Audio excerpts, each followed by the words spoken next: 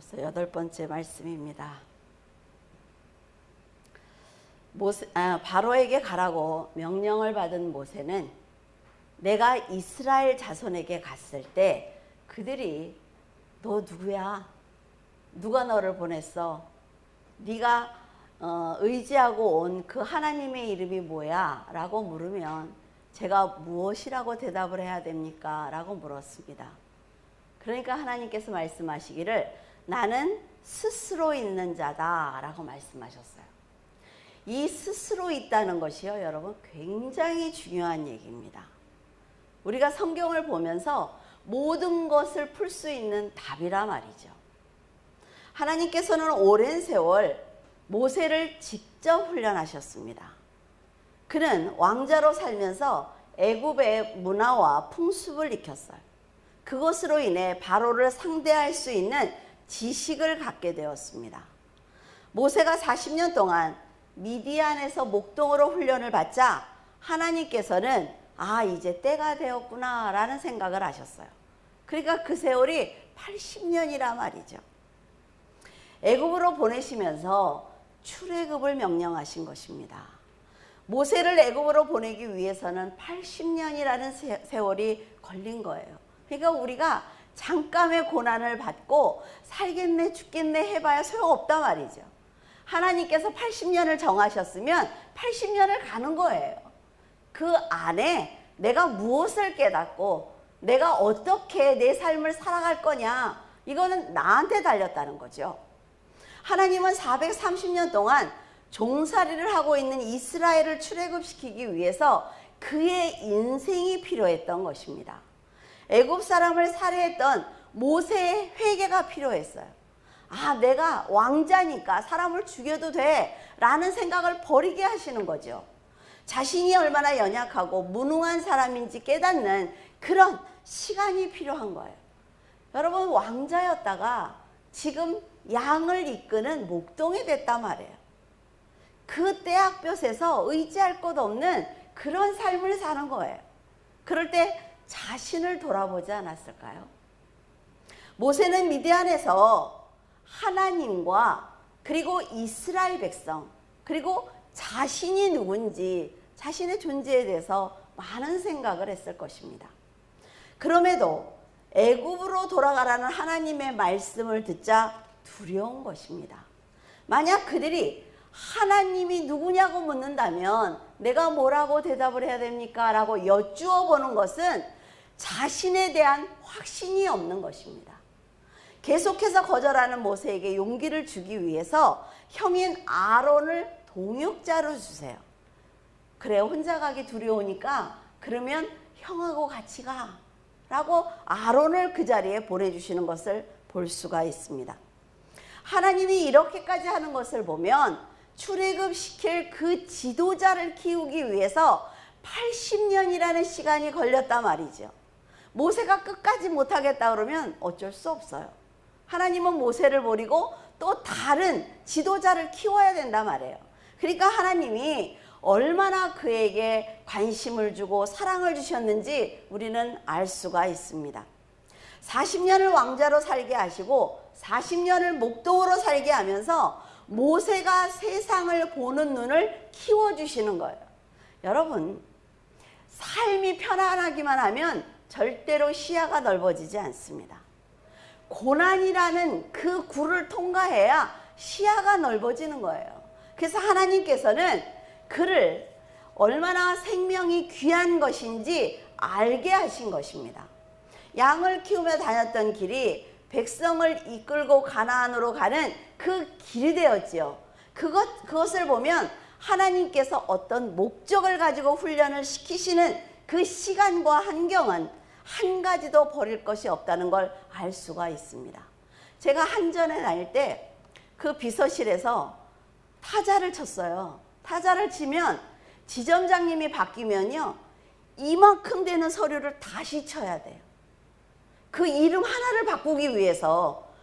그러면은 그것만 지우고 이름만 치면 되잖아요. 지점장님이 기분 나빠한대. 그래서 그거를 밤을 새워서 다 치는 거예요. 그때는 막 입이 이만큼 나와가지고 지네들이 쳐보지 막 이러고 막 화를 냈는데 지금 설교를 쓰면서 얼마나 그게 감사한지 몰라요. 그때 그렇게 훈련을 하지 않았으면 내가 지금 이 설교를 쓰면서 얼마나 힘들었을까. 자판이 똑같아요. 근데 부작용이 하나 있는데 뭐냐면 컴퓨터를 타자 치는 것처럼 쳐요. 근데 그건 절대로 안 고쳐져. 그래서 하나님한테 감사해요. 지나온 그 인생의 길이 구덩이에 빠질 때도 있고, 그치요? 평탄한 길을 걸을 때도 있는데, 이 모든 것들이 목회를 위한 거였구나 라는 생각을 해요. 그래서 어떤 일을 당한 성도가 와도 다 당했어.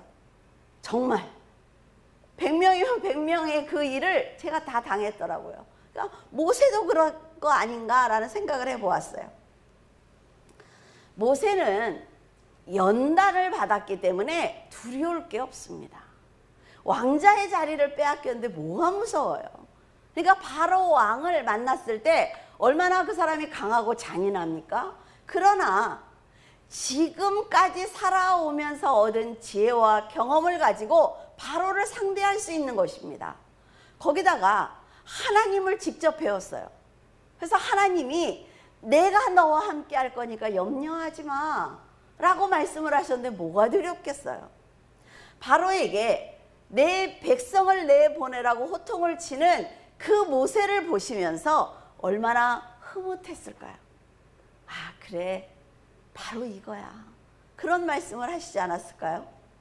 이렇게 하나님은 성도의 믿음을 통해서 스스로 영광을 받으시는 분입니다. 자, 이 개념을 잘 이해해야 돼요. 사람들은 하나님께 직접 영광을 드릴 수 없습니다. 하지만 사람들이 하나님이 보내신 예수 그리스도의 말씀대로 삶을 살아갈 때 하나님과 상관없어요. 이 사람은 나는 예수를 믿으니까 예수 그리스도의 말씀대로 나는 이렇게 살아야지. 이걸 하면 돼, 안 돼. 이게 이제 정립이 됐잖아요. 그래서 믿음으로 살아갈 때 하나님이 예수 그리스도의 말씀을 가지고 살아가는 그를 보시고 기뻐하시는 거예요. 아시겠죠? 그러니까 내가 뭘 조금 잘하면 영광 받아주세요. 안 받아요. 왜? 여지까지 아무렇게나 살다가 한 번 잘했다고? 아니요.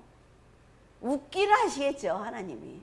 그러나 스스로 행복해 하시고 영화로우시는 그 일은 하시지 않습니다. 우리가 그냥 믿음을 갖고 살면 돼요. 그럼 하나님은 하나님 일을 알아서 하신단 말이죠. 부모가 자녀가 자신의 인생을 열심히 사는 걸 보면 어때요? 그 아이가 나한테 뭘 주지 않아도 그냥 기쁜 거예요. 대견하고 똑같은 것입니다. 자신의 인생을 바쳐서 자녀를 위해서 희생했어요. 그러나 부모에게 감사하면서 바르게 사는 자녀를 보면 그 자체로 기쁜 것입니다. 이게 뭐예요? 스스로 기쁜 거예요. 하나님도 성도들이 믿음으로 잘 사는 것을 보시면 크게 기뻐하시면서 만족하시고 스스로 영화로워지는 것입니다.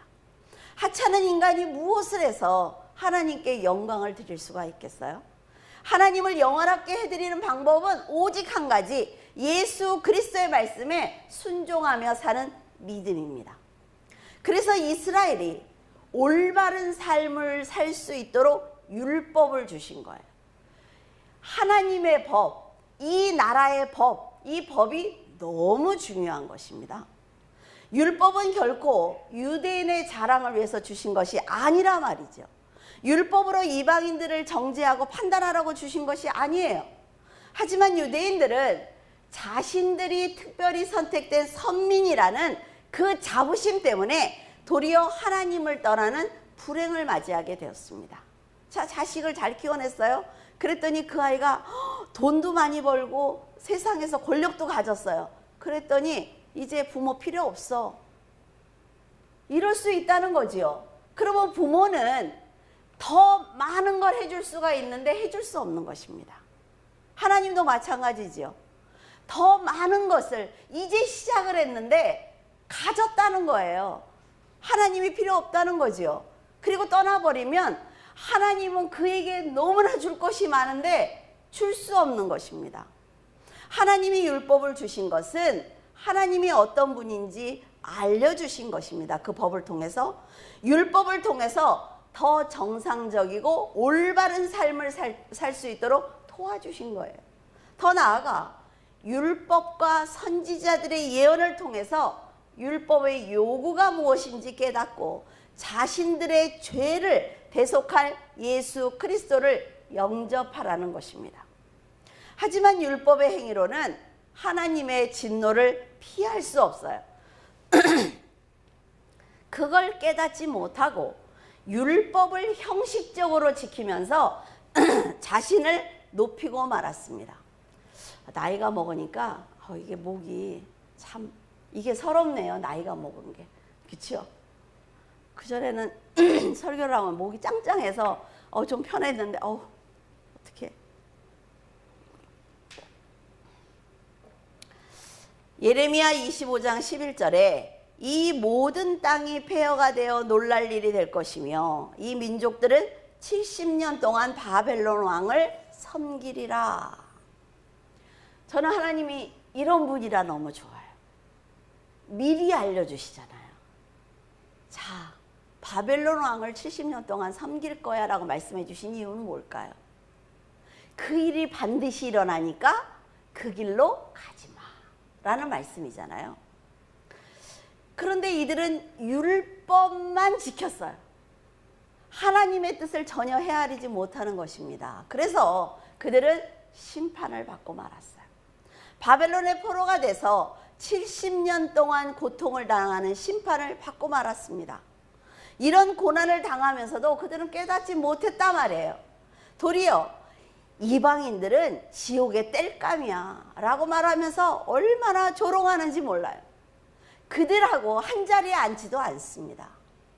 자기들은 율법을 받았고 선민임으로 개인의 구원이 아니라 아브라함의 자손이기 때문에 나는 구원을 받는다는 생각을 한 거예요. 그러니까 쉽게 얘기하면 나는 교회를 다니니까 구원을 받아 라는 말하고 똑같은 것입니다. 물론 하나님은 이스라엘을 통해서 열방을 구원하시려고 했습니다. 하지만 그들은 자신이 복된 민족이라는 것을 과시했을 뿐 하나님의 진정한 뜻을 깨닫지 못하고 교만해진 것입니다. 유대인은 율법에 안주했습니다. 나 오늘 교회 갔다 왔어. 너무 많이 들으시지 않았어요?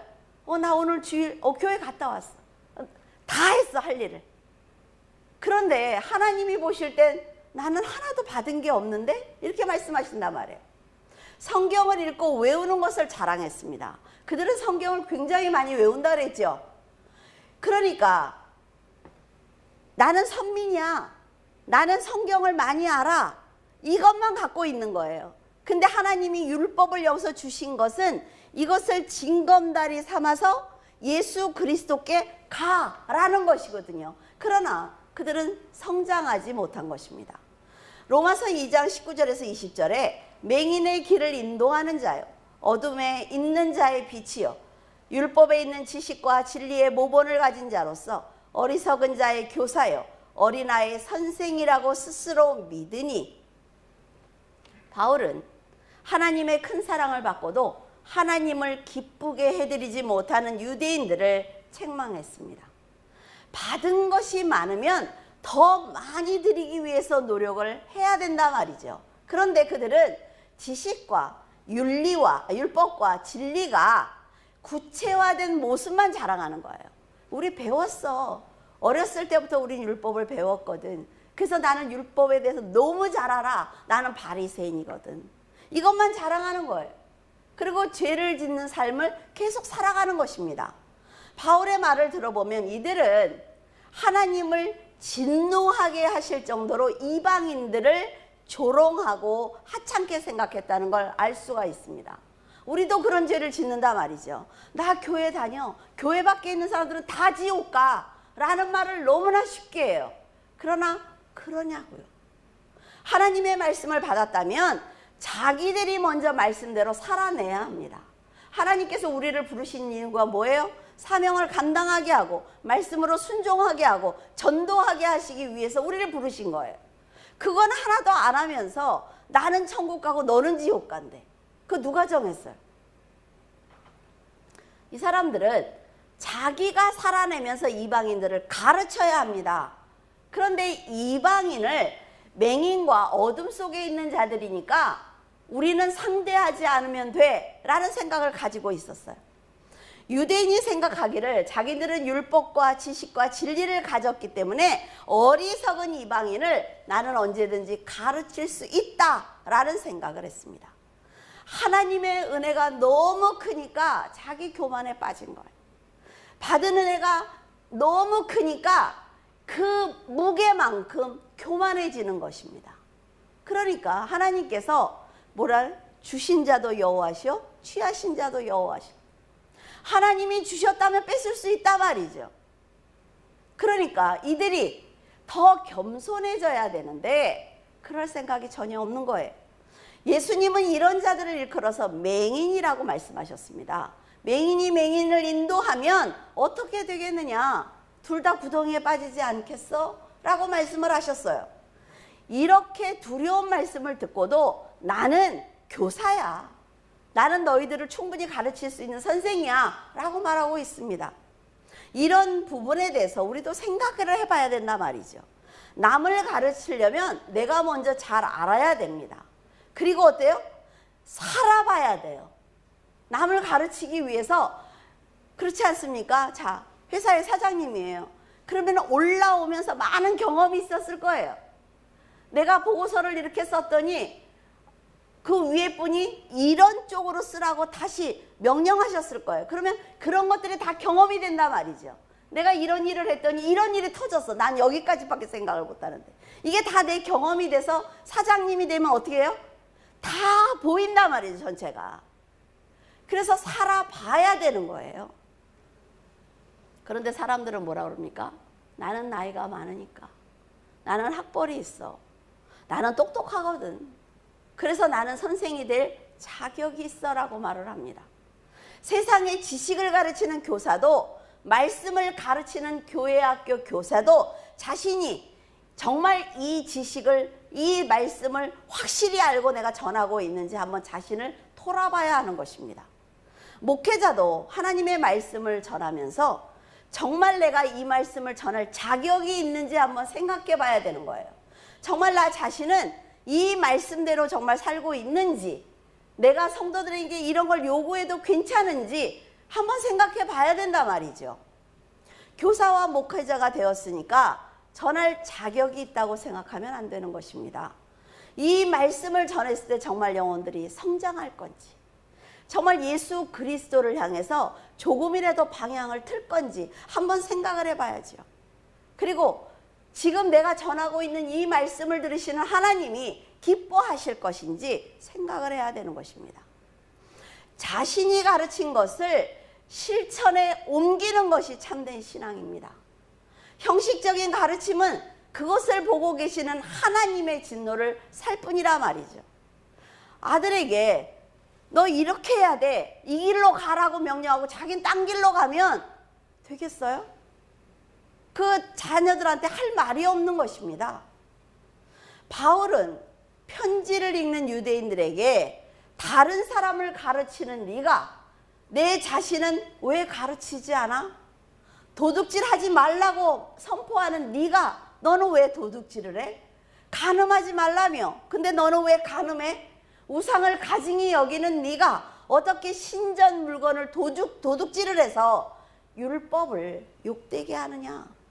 그럼에도 너는 지금 율법을 자랑하고 있어 라고 말하고 있습니다. 굉장히 날카롭게 지적을 하는 거예요. 바울이 로마 사람들을 너희들은 왜 우상을 숭배라고 책망을 했을 때 이 사람들 유대인들은 아 그래 나는 우상 숭배를 하지 않았거든 또 동조를 했어요. 근데 지금 이 말씀처럼 너는 왜 그렇게 해? 그러니까 뭐라 그래요? 반감을 갖는 것입니다. 어디다 대고 감히 내가 누군데? 라는 생각을 하는 거지요. 율법을 가진 자신들이 율법이 없는 이방인들을 당연히 가르칠 수 있다고 생각을 했는데, 바울이 너나 이 사람들이나 똑같아 라고 지금 말을 하니까 마음이 상해버린 거예요. 지금 바울이 지적한 것은 십계명입니다. 도둑질하면 안 된다는 것을 알면서도 그들은 재물을 모으기 위해서 다른 사람의 것을 탐했단 말이지요. 이방 여사제들이 음란한 행동을 갖다가 비방했지요. 어떻게 저렇게 할 수가 있어? 우리는 교회에 오면 거룩하게 예배를 드려. 이런 사람들이 그 기록에 보면 랍비들이 간음했다라는 것이 기록되어 있습니다. 자, 사도 바울은 네가 그렇게 살지 않았으면 안 된다는 거지요. 그러니까 절대로 남을 못 가르쳐요? 아니요. 우리에게는 회개라는 도구가 있습니다. 지금 내가 이 길을 가다가 잘못 가잖아요. 그러니까 돌이키면 돼요. 회개는 뭐예요? 가는 방향을 돌이키는 거예요. 완전히. 지금도 성적으로 타락한 목회자가 말씀을 가르치고 있습니다. 직업으로 생각하는 것 같아요. 제가 볼 때는. 그런데 그분이 엄청나게 부흥을 시켰죠. 그러면서 여자 그 청년들을 정말 몇 명인지 모르겠어요. 앞에서 예배를 드리고 있는데 커튼 뒤에서 여자애를 안고 있었다는 증언까지 나왔어요. 그런 사람이 교회를 떠날 때 16억이라는 돈을 받았어요. 퇴직금으로. 그래서 다른 교회를 설립을 했죠. 그런데 사람들이 300명이 따라갔어요. 어떻게 생각하세요, 여러분? 매장시켜야죠. 300명이 따라가서 그 교회에서 여자 청년들이 또 같이 막 이러고 사진 찍는 걸 보면서 이 사람들이 뭘까라는 생각이 드는 거예요. 이 사람들이, 이 부모들은 뭘까 같이 간. 근데 그 사람이 뭐라고 설교를 해요? 그릇이 한 번도 안 깨진 것보다 깨진 그릇을 붙이면 더 단단하대요. 그리고 한 번 깨져보면 그 깨진 걸 알기 때문에 훨씬 더 설교를 잘할 수 있대. 어떻게 생각하십니까, 여러분? 사람이에요, 그냥. 소돔과 고모라에서 사는 사람이란 말이죠. 목사라는 직업을 가진 거예요. 자기 육신의 쾌락밖에 모르는 사람입니다. 구약 성경을 보면 음란과 우상 숭배가 만연할 때마다 하나님은 이스라엘을 향해서 진노하셨습니다. 그리고 그들은 회복할 수 없는 고난을 당했어요. 진노하시는 하나님의 역사하심을 경험하고도 지금 이들은 정말 하나님이 무서운 분이라는 걸 다 잊어버린 것입니다. 여러분, 하나님은요 정말 무서운 분이에요. 하나님이 연단을 하면 빠져나갈 구멍이 없어요. 물 한 방울도 밖에서도 못 들어와요. 연단 받을 땐 누가 나를 도와주지도 않아. 내가 도움을 청하려고 나가지도 못해요. 하나님이 하시면 얼마나 무서운지 모른단 말이죠. 그러기 전에 돌이켜야 돼요. 사도 바울이 유대인들에게 우상을 가증히 여기는 너희들이 신전에 그 신물들을 도둑질했느냐라고 책망을 했어요. 이 사람들이 신전에 잘 만들어진 우상들을 훔쳐다가 되팔았어요. 어이없지 않습니까? 그리고 그 우상을 만들어서 팔았어요. 나는 우상을 숭배하지 않아. 그러니까 괜찮아 라는 거지요. 괜찮습니까, 여러분? 어이가 없는 일이 한두 가지가 아니에요.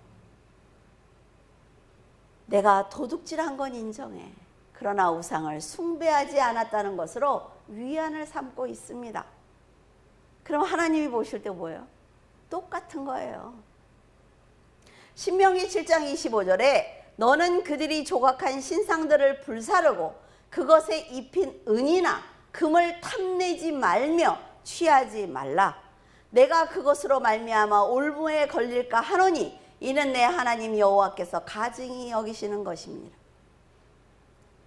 우상을 섬기기 위해서 정성껏 거기다가 금칠을 하잖아요. 금을 덮어. 그랬더니 그걸 훔쳐다가 다 베껴서 금을 팔아먹는 거예요. 하나님은 이런 죄를 짓는 사람들을 멀리 하십니다. 그리고 우상을 숭배하는 사람들과 같이 진멸하세요.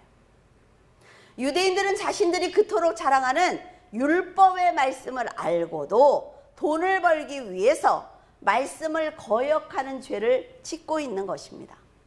하나님이 우상 숭배자들과 동일하다라고 책망하셨던 이런 사람들이 지금 말씀을 가르치고 있는 거예요. 이런 이중적인 삶은 하나님의 징계의 대상이 됩니다. 사람은 환경의 지배를 받고 눈으로 보는 것에 약합니다. 그래서 순간적으로 죄된 마음을 가질 수가 있어요. 죄도 지을 수가 있습니다. 그러나 어떻게 해야 돼요? 회개해야 돼요. 그러니까 아침에 가서 죄 짓고 밤에 회개하고 아침에 가서 죄 짓고 밤에 회개하고 그러라는 게 또 아니에요. 또 꼭 그렇게 해서 물어보는 사람이 있어. 자, 하나님 앞에 살려고 노력하는 거예요. 미친 듯이 노력을 하는 거죠. 그래도 안 되는 부분들을 하나님 앞에 회개하는 것입니다. 연약한 사람은요, 성적 유혹을 받으면 힘듭니다. 극복하기 힘들어요. 연약한 사람은요, 물질의 유혹을 받으면 극복하기 힘듭니다. 왜? 이게 우리의 본성이거든요. 그래서 자신의 이런 강한 욕망을 인정해야 돼요. 하나님, 저는 이런 부분이 있습니다. 하나님, 저는 도와주세요. 성령께 도움을 청해야 된단 말이죠. 이런 강한 유혹을 자주 받는 사람들이 알아야 되는 게 있어요. 성령께 의지하면요, 10번 충동을 느낀 것을 7번, 5번, 3번, 2번 이렇게 없어져요. 그러니까 어때요? 우리가 극복할 수 있다는 거예요. 그런데 여러분, 분명히 하나님께서 우리에게 물었어요. 화, 벌을 네 앞에 둘게. 뭘 선택할 거야? 근데 우리는 순간적으로 내 마음을 자꾸 비워내지 않으면 탁 잡을 수가 있습니다. 그러니까 내가 그걸 거절하는 거는 고통스러워요. 고통스럽지만 그건 오래가지 않아요. 그 고통은. 그런데 내가 잡았어. 이걸 회개하고 이걸 돌이키기 위해서는 몇 년이 걸릴 수가 있단 말이죠. 근데 그 죄가 없어집니까? 여러분들 죄 안 져보셨어요? 그 죄는 시간이 갈수록 또렷해집니다. 그래서 더 힘든 거예요. 그러니까 여러분, 성령께 의지해서 이겨내야만 합니다. 로마서 2장 24절에서 25절, 기록된 바와 같이 하나님의 이름이 너희 때문에 이방인 중에서 모독을 받는도다. 내가 율법을 행하면 할례가 무익하나 만일 율법을 범하면 내 할례는 무할례가 되느니라. 율법을 지킨다는 사람들이 도둑질하고 간음하고 심지어 물건을 훔치는 행위는 율법을 범하는 죄예요. 하나님의 이름을 더럽히는 죄입니다. 이런 죄를 짓고도 지금 교회에서 나는 율법을 알아 라는 이유만으로 사람을 가르친다면 이방인들이 볼 때 그 사람을 비방하고 비판하기보다는 그의 아버지를 조롱하는 것입니다. 우리도 자식들이 나가서 잘못하면 뭐라 그래? 네 아버지 누구야? 먼저 그걸 묻잖아요. 똑같은 것입니다, 여러분. 하나님이 모욕을 받는 거예요. 교회가 지금 썩으니까 하나님이 얼마나 지금 모욕을 받고 있어요? 처음에 이방인들은 율법을 자랑하고 하나님의 특별한 부름을 내가 받았어 라고 자랑을 하지만 율법을 막힘없이 외우는 유대인들을 보면 볼수록 더 하나님을 조롱하는 거예요. 쟤 뭐야? 아, 저 사람이 교회 목사라고? 그러니까 조롱하는 거예요. 그래서 유대인들은 스스로 하나님이 조롱을 당하는 도구가 되는 것입니다. 그러니까 세상에서 제발 무슨 죄질 내면 교회 다닌다는 말을 안 했으면 좋겠어요. 며칠 전에도 무슨 목사가 또 무슨 성폭행을 했다나 어쩌나 뉴스에 나오는 걸 보면서 그 목사라고 좀 안 했으면 좋겠어. 정말 너무 괴로워요. 겉으로는 거룩한 척 했지만 언행이 일치하지 않는 그들의 위선은 하나님의 영광을 가리고 말았습니다. 복음을 전하는데 방해가 되고 말았어요.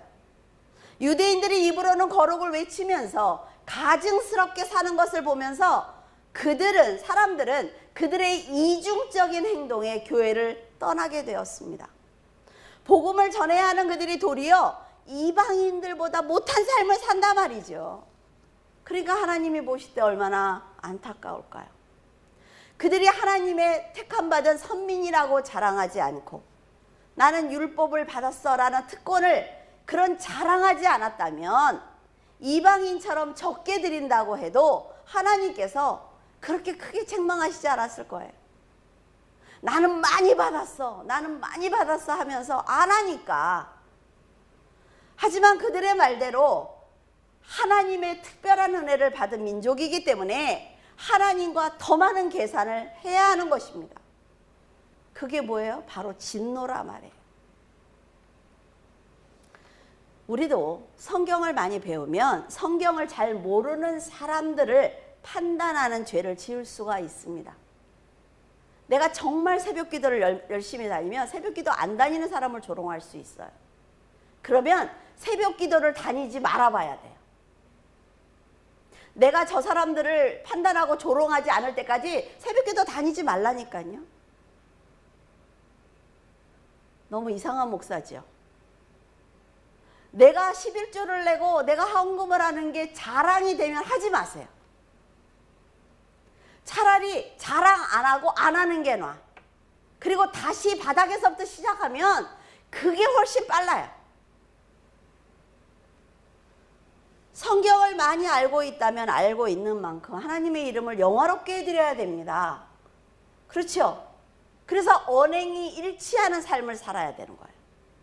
성도가 믿음으로 온전히 살지 못하면 세상 사람들은 교회와 목회자와 성도들을 조롱하기보다는 하나님 아버지를 조롱합니다. 성도들이 막 사니까 사람들이 성도들을 핍박하기를 하나님이 정말 계셔? 하나님이 정말 계신다면 쟤들 왜 저러고 살아? 라는 말을 하는 거예요. 순종하지 못한 성도들의 삶은 하나님이 비방을 받는 도구가 되는 것입니다. 훗날 하나님께서 하나님을 모르는 사람들의 죄보다 성도들의 죄를 더 크게 책망하실 수 있다는 걸 알아야 된다 말이죠. 로마서 2장 25절 내가 율법을 행하면 할례가 유익하나 만일 율법을 범하면 내 할례는 무할례가 되느니라. 바울은 25절에서 29절까지 유대인들의 긍지인 할례에 대해서 말하고 있습니다.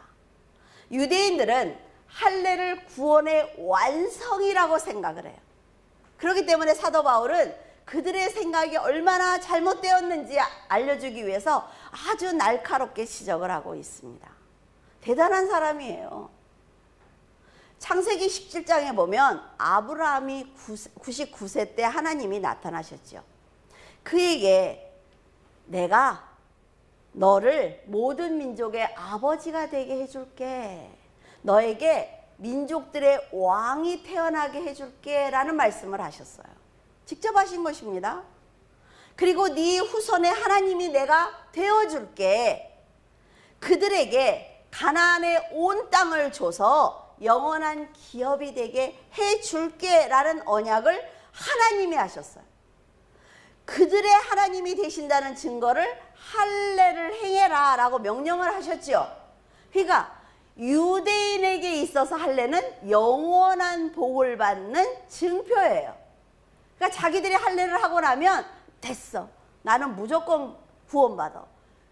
그렇게 사는 거죠. 아무렇게나 막. 할례를 행했다는 것은 자신이 아브라함의 후손이며 약속 안에서 구원을 이미 받았다는 증거라고 생각을 해서 할례는 곧 구원의 증표가 되는 것입니다. 그러니까 그들은 할례만 하면은 전혀 상관이 없어요. 그러나 바울은 네가 할례를 했어. 그래, 네가 세례를 받았어. 그런데 그대로 말씀대로 살지 않으면 그 할례는, 그 세례는 무효가 되는 거야. 왜? 하나님의 자녀라고 말할 수 없거든. 이렇게 얘기한 거죠. 그러니까 그들이 엄청난 충격을 받는 것입니다. 바울은 갈라디아서 5장 3절에 내가 할례를 받는 각 사람에게 다시 증언하노니, 그는 할례를 만약 네가 받았다고 한다면 율법 전체를 행할 의무가 있다는 거예요. 그런데 네가 왜 의무를 다하지 않아? 그 의무가 뭐예요? 예수 그리스도를 영접하는 것입니다. 그러니까 그들은 죽도록 율법만 행하는 거예요. 교회를 다닌다는 것은 예수 그리스도를 알고 믿고 전하는 의무를 가졌다는 것입니다. 말씀에 순종할 때 교회를 다닐 의미가 있는 거지요. 내가 예수 그리스도가 누군지 전혀 몰라. 누가 나도 교회를 다니고 싶은데 예수님이 누구야? 침묵이 금이다. 나한테 알려줘. 그러면 우리 교회를 가자. 우리 목사님이 가르쳐 줄 거야. 자긴 뭐 했어, 자기는. 그리고 갈라디아서 5장 4절에 율법 안에서 의롭다함을 얻으려 하는 너희는 그리스도에게서 끊어지고 은혜에서 떨어진 자다. 아주 정확하게 말하지 않습니까? 네가 율법을 가졌다고 하면 너는 구원에서 끊어진 자야. 넌 상관없어, 예수하고. 너무 정확하게 말을 하고 있는데도 지금도 율법을 지켜야 되냐 말아야 되냐 목사들이 싸우고 있어요. 율법을 지키려고 노력하면 할수록 인간의 힘으로 지킬 수 없다는 것을 깨닫고 예수 그리스도께 가도록 하는 것이 바로 뭐요? 율법이다. 율법 613가지를 밟으면서 나는 안 돼, 나는 안 돼, 나는 안 돼 하면서 예수께 가라는 거예요.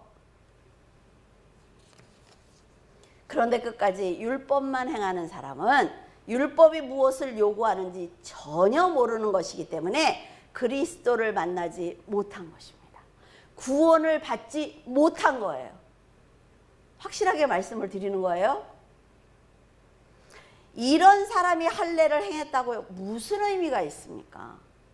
만약 무할례자가 세례를 못 받았어. 그런데 산골에 살아. 무식해. 그냥 너무 정말 돌아가시기 얼마 전인 할머니예요. 그런데 하나님이 계신다는 건 알아. 누구한테 들었는지 모르겠지만 그래서 날마다 기도를 드려요. 당신이 천지만물을 창조하신 하나님이라는 걸 압니다. 그러면서 날마다 기도를 드려요. 세례를 안 받았어요. 구원 못 받아요? 그렇지 않죠? 똑같은 얘기를 하고 있는 거예요. 이방인이 하나님의 뜻과 언약으로 오신 예수 그리스도의 대속을 믿고 믿음을 지켰다면 그는 할례를 행하지 않아도 구원을 받은 자다라는 얘기입니다. 율법책에 기록된 그 문자만 믿고 율법 조문이다 막 그러죠. 그 율법책만 믿고 나는 할례를 행했다고 주장을 한단 말이에요. 나는 아브라함의 자손이야. 그러니까 나는 구원을 받았어. 라고 주장을 해도 믿음 안에 있는 그리스도인이 볼 때 그는 믿음에서 떨어진 자라는 거죠. 율법을 받지 못해도 하나님의 뜻을 깨닫는 것이 너무나 중요한 것입니다. 근데 사도 바울은 뭐라 그러냐면 율법을 모르고 할례를 행하지 않아도 예수 그리스도를 믿고 의지하는 이방인은 율법 전체를 행한 사람이다 라고 말하고 있어요. 이제 로마서 하고 나면 어때요? 이제 율법에서 이런 거 헷갈리지 않겠죠? 율법이 요구하는 핵심이 바로 뭐예요? 그리스도, 예수 그리스도입니다. 그러니까 지금 교회에서 율법을 행해야 되냐 말아야 되냐 싸우는 거 어때요? 성경을 모르는 거예요. 그거 왜 싸우고 있어요? 그 한 교회 목사님이 저한테 오신 적도 있어요. 목사님이 말씀하셨다면요, 율법을 폐했다고?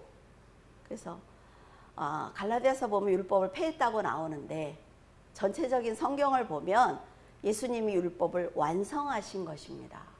그래서 지금 우리에게도 그 법이 있어서 도둑질하지 않으려고 그러고 이렇게 사는 것 아닙니까? 라고 말씀을 드린 적이 있어요. 그런데 이해를 못 하셨는지 씩씩거리고 갔어요. 할례를 행하고 그리스도인의 삶을 살지 못하는 사람과 할례를 받지 못했지만 그리스도의 말씀대로 살아내는 사람 중 여러분이 생각할 때 누가 그리스도인입니까? 잘 생각을 하셔야 돼요. 세례를 받고 자기 마음대로 사는 사람이 있단 말이죠. 세례를 받지 못했지만 예수 그리스도께 감사하는 사람이 있어요. 그러면 누가 그리스도인입니까? 물론 교회 나와서 믿음을 고백하고 세례를 받아야 합니다. 그 형식적인 거를 제가 반대하는 사람이 아니에요. 결혼식을 해야 돼요. 그렇죠? 해야 돼요. 세례를 받아야 돼요. 그러나 지금 사도 바울이 말하고 있는 건 형식이 중요하지 않다는 것입니다. 실제로 믿음으로 사는 것이 중요하다는 말을 하고 있어요. 제가 다른 교회에 고등부 교사를 할 때 우리 백장로님과 같이 했죠. 그래서 목사님께 말씀을 드렸어요. 예배의 형식을 중고등부를 조금만 바꾸면 안 되냐고. 그때 저 집사예요. 그가 목사님들한테 불려갔어요. 하나님한테 복 받기 싫으냐고 막 목사님들이 난리가 난 거예요. 도대체 어디서 예배의 형식을 바꾸자고 그러냐고. 복 안 받고 싶으냐고 막 엄청 야단을 맞았어요. 근데 저는 그런 생각이 들어요. 애들처럼 예배를 드려야죠. 그래서 아이들이 막 찬양하면서 은혜도 받고 하나님이 누군지 예배를 드리면서 즐겁다는 생각을 저는 해야 된다고 생각하는 사람이에요. 자, 사도신경으로 막 이거를 다 하니까 애들이 다 줘라, 다 자. 그래서 건의를 드린 건데 야단만 엄청 먹었어요. 복을 못 받는다는 거예요. 그분들이 저한테 얘기한 거. 복을 못 받는다. 형식을 없애자는 게 아닙니다. 그러나 그 정한 형식이 성도들에게 도움이 되지 않으면 바꿔야 돼요. 바꿔야 된다고 저는 생각을 해요. 그러니까 모든 교인들이 형식에 매여서 자기 믿음을 인정받으려고. 교회 나가서 조는 한이 있어도 새벽 기도 가야 되고, 목사가 정말 나를 받나 안 받나 너무 중요해요. 그게. 그 목사는요 그리스도가 아닙니다, 여러분. 무슨 상관이 있어 목사가. 성령으로 내가 변화받은 걸 보여드려야 되는 거예요. 그러니까 우리 교회는 이렇게 큰데 교회를 짓는데 다 돈 내놔 성도를 다 망하게 만들고. 그리스도가 누군지 가르쳐주면 교회는요 자연히 소중해지는 거예요. 엄마 아빠가 좋아야 애들이 집에 들어오지. 그걸 먼저 가르쳐줘야죠.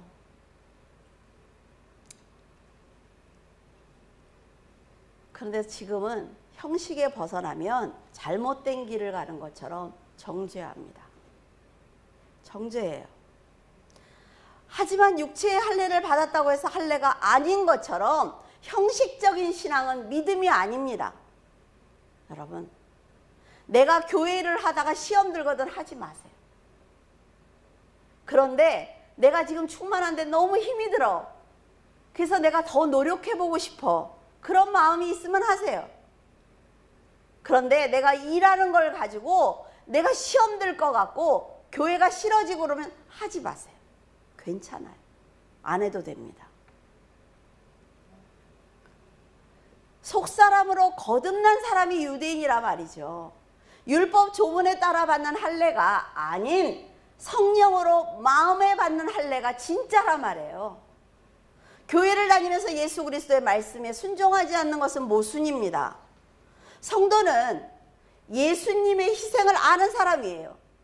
성령을 날마다 누리는 사람이지요. 예수 그리스도께 가까이 가도록 성령께서 항상 밀어주신단 말이에요. 지금 그 길이 아니야.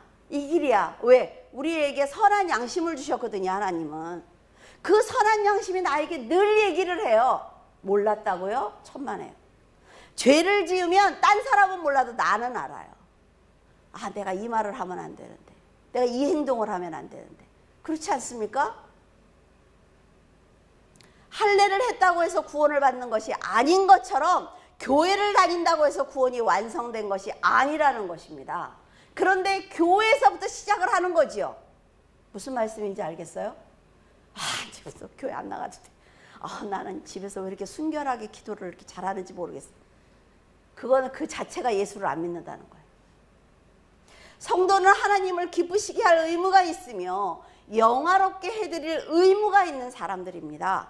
성도들이 성령께서 주신 영적인 지혜를 가지고 살아갈 때 그것을 보신 하나님이 스스로 기뻐하시면서 영화로워지시는 거예요.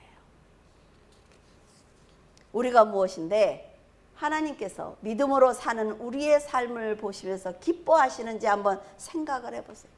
그러면 겸손해질 수가 있습니다. 아버지가 다 하신 것 아닙니까? 다 십자가를 지고 다 하셨어요. 그 매를 다 맞고. 그러시면서도 네가 너무 잘해. 나보다 네가 더 큰 일을 할 거야 라고 예수님이 말씀하셨잖아요. 놀라운 일입니다, 여러분. 하나님의 법은 목숨을 다해 지켜야 하지만 믿음을 통해 하나님의 나라를 향한 소망을 가져야만 끝까지 스테반처럼 하나님의 웃는 얼굴을 보는 그 순간까지 갈 수가 있는 것입니다. 거기까지 가야 돼요. 유대인이라는 이름은요, 조상 유다에게서 가지고 온 이름입니다. 유다는 뭐예요? 찬양한다는 뜻을 가지고 있죠. 그래서 유대인들은 하나님을 찬양하는 사람들입니다. 그리스도인은 거룩한 예수 그리스도를 믿는 사람들이다라는 뜻입니다. 그래서 하나님께서 거룩한 기름 부음으로 세워주신 그리스도를 믿는 사람이에요. 그래서 매 순간 그리스도인답게 살아야 되는 것입니다. 성도는 새 사람으로 거듭났습니다. 하나님의 자녀로 부름을 받았어요. 하나님의 영으로부터 특별히 보호를 받는 사람들입니다. 멋있지 않아요? 하나님께 특별히 보호를 받는 사람들이에요. 그러니까 어떤 어려운 자리, 뭘 결정해야 되는 자리, 그런 자리에 들어가기 전에 하나님 같이 들어가요. 하나님 이 자리에서 제가 말을 잘할 수 있게 해주세요. 하나님 같이, 하나님이 들으시고 저한테 지혜로 좀 알려주세요. 이래야 된다 말이에요. 왜? 특별한 보호를 받는 사람들이니까. 그렇게 특별하고 거룩한 사람들이 어둠에 휩싸여 사는 그런 세상을 부러워하고 그 속에서 살기를 원한다면 자격이 없는 것입니다. 하나님은 성도들에게 아주 큰 기대를 가지고 계세요. 성도들이 어두운 세상을 조금이라도 밝혀줄 거야 라고 믿고 계세요. 기도하는 성도들의 기도에 귀를 기울이고 계신단 말이죠. 우리가 조금이라도 밝혀줄 거야. 유권사님하고 도자기 백화점을 갔어요. 근데 유권사님이 막 박수를 치면서 좋아하세요. 어머, 목사님 이리 와봐. 이거 생각나지. 그러니까 호롱불이에요. 나 생각 하나도 안 나는데 왜 생각이 안 나? 우리 어렸을 때 방마다 이거 호롱불 켰잖아. 나 전기 켰는데. 그래서 빵 터져서 웃었어. 제가 얼마나 웃었는지. 왜 우리 옆집 가려면 이렇게 청사초롱 그런 거 들고 갔잖아요, 옆집에. 우리 옆집도 전기 들어와서 난 걸어갔는데. 그러니까 그렇게 청사초롱 들고 다니면 되겠냐고. 전기가 들어와야지 다. 우리 믿음이 그래야 되잖아요. 참, 나보다도 나이가 어린데 고생 많이 했구나. 제가 그랬어요. 아유, 유고사님한테 좀 미안하네. 근데 그 호롱불 킨 건 나 잘 몰라요. 그래서 한 80 넘은 언니를 모시고 다니는 그런 느낌이 있어요. 여러분은 부디 하나님을 실망시켜드리지 않기를 바랍니다. 그래서 맡은 바 책임을 다 감당하라는 거 아니에요. 감당하려고 노력을 하다 보면 하나님이 아까 아론을 보내주신 것처럼 동역자들이 붙는 거예요. 여러분들에게 부탁하고 싶은 것이 그것입니다. 그래서 더 넓은 마음을 가지고 여러분들이 하나님의 사명을 감당하기 위해서 애를 쓰면 하나님은 스스로 영광을 받으실 것이고 하나님은 여러분들을 통해서 영화로워지실 것입니다. 기도하겠습니다. 하나님 아버지 은혜를 감사를 드립니다. 하나님 아버지 율법과 믿음, 성경 전체가 이것을 얘기하는 것인데 저희들이 이 개념이 올바로 서지 못하면 성경을 언제나 읽어도 어렵습니다. 성경을 읽다가 어려운 부분이 있을 때 율법과 믿음을 대입해 보면 하나님 금방 풀리는데 성경이 너무나 어려워서 읽다가 덮을 때가 너무나 많습니다. 하나님 아버지 잘 전달되기를 원합니다. 성도들이 쉽게 알아듣기를 원합니다. 하나님께서 성도들의 마음을 열어주시고 오직 우리 주 예수 그리스도를 깨달아 하나님께 더 많은 축복을 받는 귀한 성도들이 되기를 원합니다. 하나님 아버지께서 말씀을 가지고 인생을 살아가는 성도들의 마지막까지 지켜주시옵소서. 그래서 마지막 때 하나님의 얼굴을 봤을 때 정말 잘했다고, 네가 오직 믿음의 길로만 걸어왔다고 칭찬을 받는 귀한 성도들이 되기를 원합니다.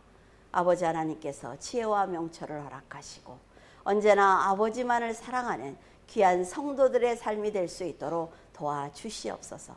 주님께서 함께 하심을 감사하며 우리 주 예수 그리스도 이름으로 기도드립니다. 아멘.